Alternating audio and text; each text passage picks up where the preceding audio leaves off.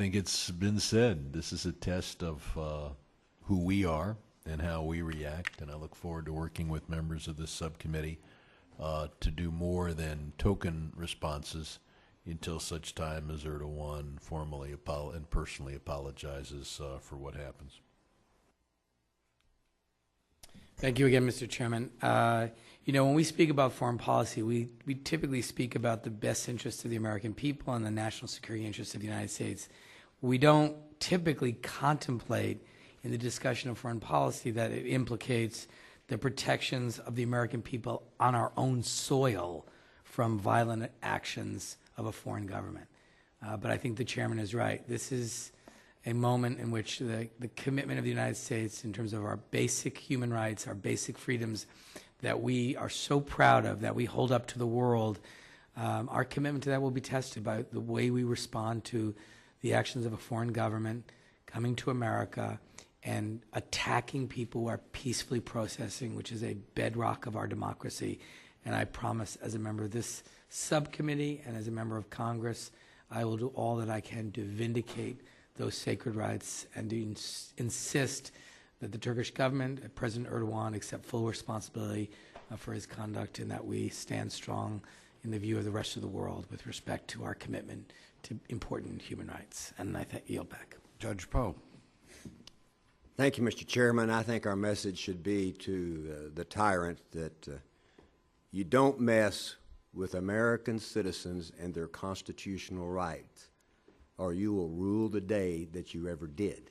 Now, let's make sure there is a consequence for what occurred against you. I'll yield back to you, Mr. Chairman. And I will yield 1 minute to each of our witnesses to sum up, but 1 minute, and we got to go.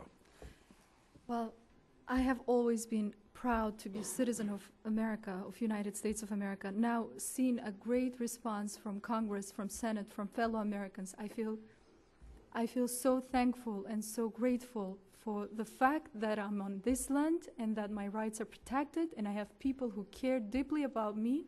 I feel very much loved, and I really appreciate all of your work. Thank you so much. It's my honor to be here in front of you, and it's my also honor to be American citizen. And the best thing I gave my children, they were born here and they are American citizens. This is the best thing happened to them.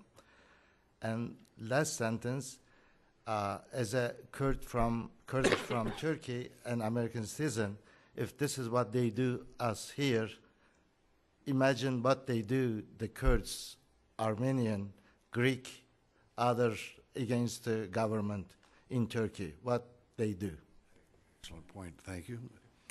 I would just offer that probably within minutes of this video going viral, the Turkish lobby kind of like started, racking up their billable hours, and they're going to work state, they're going to work White House, they're going to work the Hill, they're going to do all that stuff to try to manage this process and dumb it down and get us past it and cover it up and explain it away. So I would simply say, encourage the subcommittee to respectfully encourage the subcommittee to follow up with DOJ and to follow up with the DC police just to make sure that these prosecutions move forward. There were multiple felonies committed on film. Some of them were diplomatic, and some are out of the country. Others are here, and the prosecution should move forward. If they don't move forward, that will be the barometer. That will be the canary in the coal mine that this is getting massaged and covered up.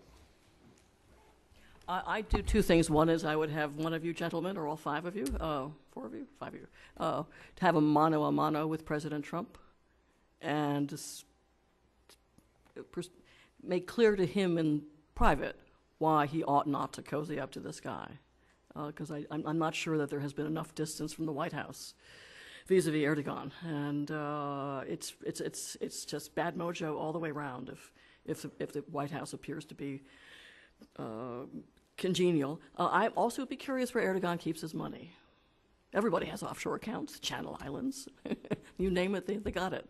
And while I'm sure he has his fortunes scattered around the world, it would be interesting to know, and it's not that hard to find out nowadays, where folks have their money, and if there are people who have suffered damages as a consequence, when and if he leaves office, or if some country chooses to take a narrow interpretation of presidential immunity.